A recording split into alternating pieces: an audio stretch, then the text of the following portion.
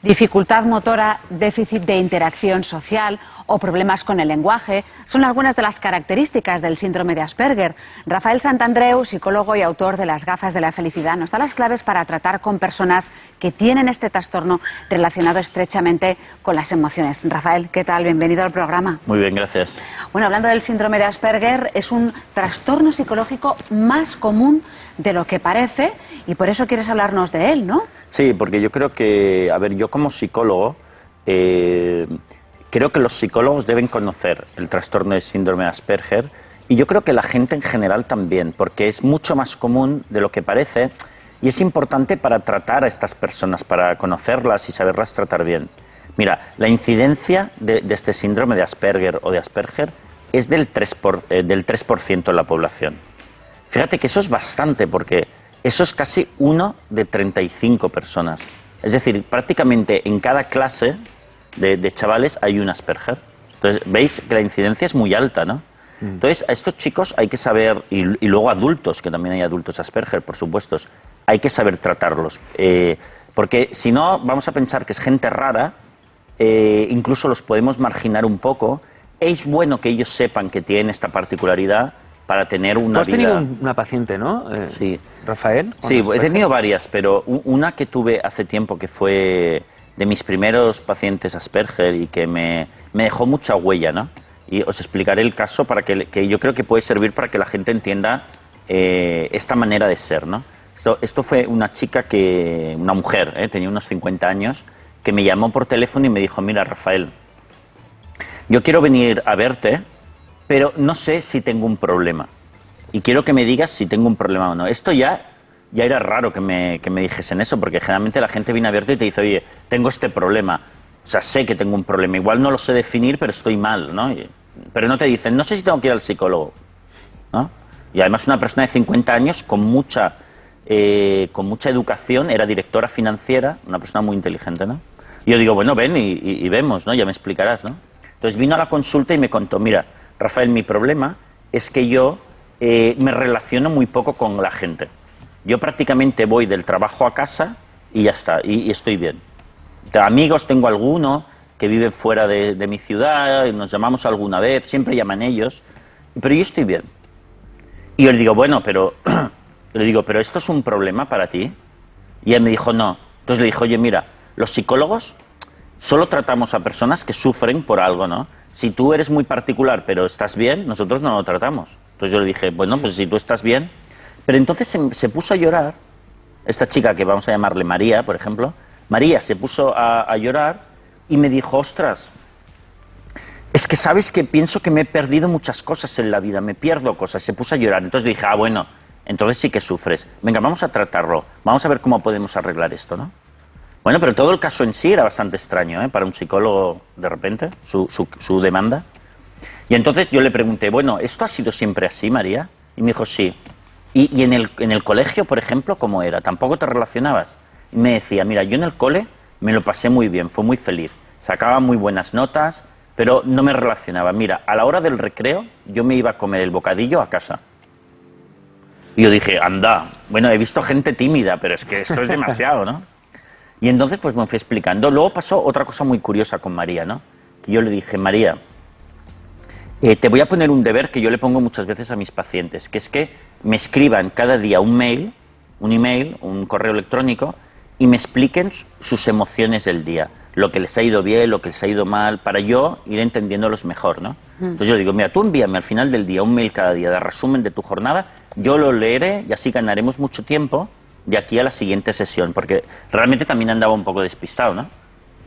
Entonces sí, bueno, ya de entrada me dijo, María, me dijo, no, un email a ti, una carta diciéndote todas mis emociones, no puedo. Entonces yo me quedé muy parado porque le dije, pero a ver, María, si a la gente le encanta este deber, a la gente le encanta, te escriben ahí cartas y cartas de cómo les ha ido, no pasa nada. Y le dije, tienes que hacerlo, Belén, tienes que hacerlo porque este deber me va a ser muy importante. Los Asperger tienen problemas para expresar emociones, ¿verdad? Exactamente. ¿Y ahí detectaste alguna cosa? Pues todavía no. Cuidado, porque me costó un poco, porque a veces asociamos... primero hay que decir que el Asperger es un tipo de autismo. Es un autismo muy ligero. ¿vale? Nosotros vemos las personas autistas que no se relacionan con los demás, que no quieren dar abrazos, que a veces ni hablan. Bueno, pues son personas Hoy adultas. es el Día Internacional, ya lo sabe Rafael, del autismo, claro.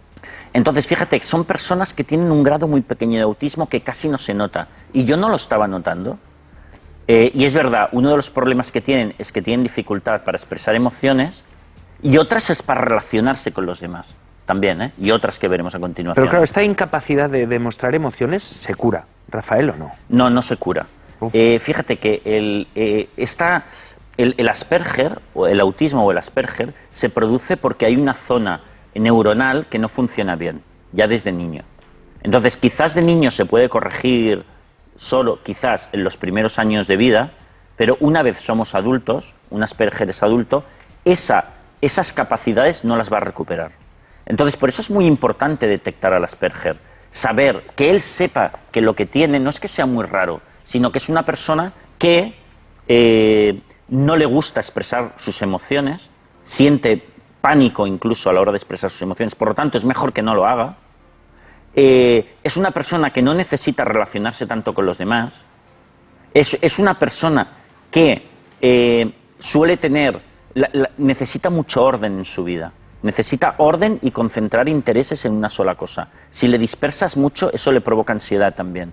Entonces es muy importante, y son personas muy literales también, es decir, no entienden las metáforas y tampoco saben mentir. Por ejemplo, si tú les dices, ostras, hoy he estado muy perro todo el día, ellos te dirán, ¿cómo un perro? ¿Pero cómo se puede estar un perro si tú eres una persona?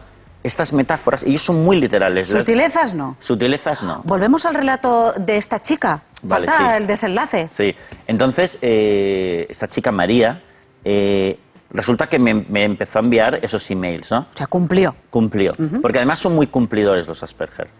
Me envió todos los días un email, una carta, pero alucinante, nunca me había pasado. Estaba en verso. Esas cartas acerca de su relato diario estaban en verso. Bueno, no rimaba del todo, pero era, por ejemplo, mañana fresca.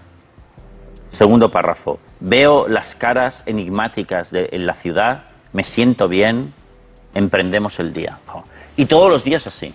O sea, nunca había recibido un relato de cómo te va el día en verso.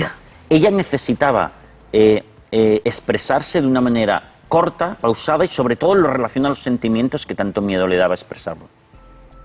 Bueno, total, que entonces yo andaba súper despistado, ¿no? Digo, yo recuerdo que lo hablaba con una colega psicóloga mía y decía, oye, tengo una paciente que no sé qué problema tiene, ¿no? Si es muy tímida, es súper tímida o es muy peculiar. Y mientras hablaba con esta colega de este caso se me encendió la luz. Y dije, esta chica es síndrome de Asperger. Esta mujer es síndrome de Asperger. Además, yo había traducido un libro hace años sobre síndrome de Asperger y me dije, ya podías haber caído antes.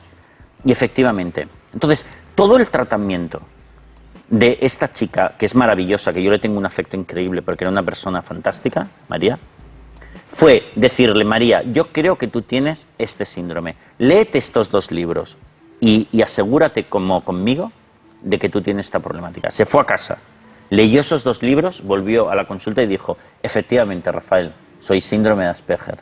Y eso le quitó un peso de encima increíble, porque ya se comprendía por primera vez en su vida. Comprendía cómo son los demás, por qué los demás son tan invasivos, por qué ella no es así.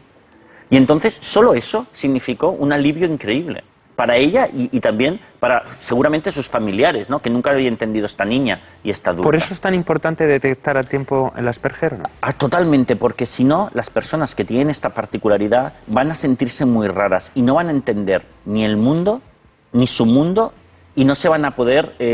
y se van a exigir cosas que ellos no pueden hacer. Porque, por ejemplo, si a un Asperger los padres le dicen, venga, tienes que relacionarte, tienes que ir a los Boy Scouts y tienes que hablar con más niños, es que ellos no pueden. Y no es con lo que disfrutan de la vida. Pero hay que decir que los Asperger pueden ser personas súper exitosas, solo que tienen estas particularidades. Antes, cuando decías que hay que aprender a tratar a estas personas, no de tratamiento psicológico, sino de el trato cercano, ¿no? Sí. Y cuando sabes todas estas consideraciones, la cosa cambia y es importante valorar los puntos buenos que también los tienen. Claro, por ejemplo, los Asperger tienen una gran capacidad de atención al detalle, ¿no? Y tienen una inteligencia práctica extraordinaria. Por ejemplo, los Asperger suelen hacerlo muy bien en materias como la ingeniería, las matemáticas, los números, la economía, lo que requiere mucha memoria, ¿no? Se dice que, por ejemplo, Albert Einstein era Asperger, Isaac Newton, Bill Gates. Fíjate. Grandísimos personajes han sido Aspergers. Te da capacidades, por otro lado, ser Asperger. Claro, pero tú, por ejemplo, hablas de los japoneses, que tienen Sí. esos rasgos Asperger como nación. Es decir, bueno, sí, Bueno, es esto verdad es que una son hipótesis mía, una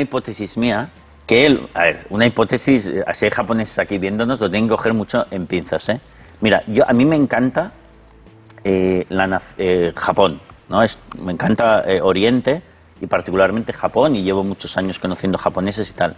Y si te fijas, los japoneses tienen rasgos culturales que son muy de Asperger, pero es una cosa preciosa, muy bonita, que a mí me encanta. Por ejemplo, los japoneses tienen una gran atención al detalle.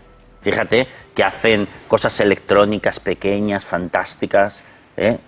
Por ejemplo, las presentaciones, ¿no? Los japoneses, vas a comprar una tienda en Japón y el envoltorio es más importante que lo que compras, ¿no? Con un detalle increíble, ¿no? Luego, en sus relaciones, son bastante fríos también los japoneses, ¿no? Fíjate que no se dan la mano, se saludan a distancia. Y se ofrecen la tarjeta. Sí, te dan la tarjeta y son muy reservados. Y también padecen mucho como de timidez y tal. También son muy literales. En Japón tienes que decir las cosas claras, ¿no? El humor no es el fuerte de los japoneses. No se han caracterizado por dar grandes comedias. Su humor es un poco vasto a veces. Pero tienen otras cosas maravillosas. Por ejemplo, el arte zen, el arte de los haikus, ¿no? Que son poemas cortos, como los que hacía mi paciente María. Cortos, llenos de vida, ¿no?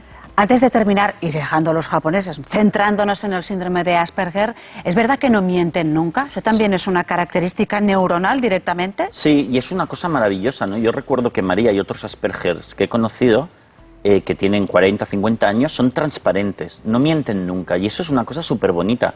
¿Cuántas veces podemos encontrar gente que no mienta, que en ese sentido sea como un niño, ¿no?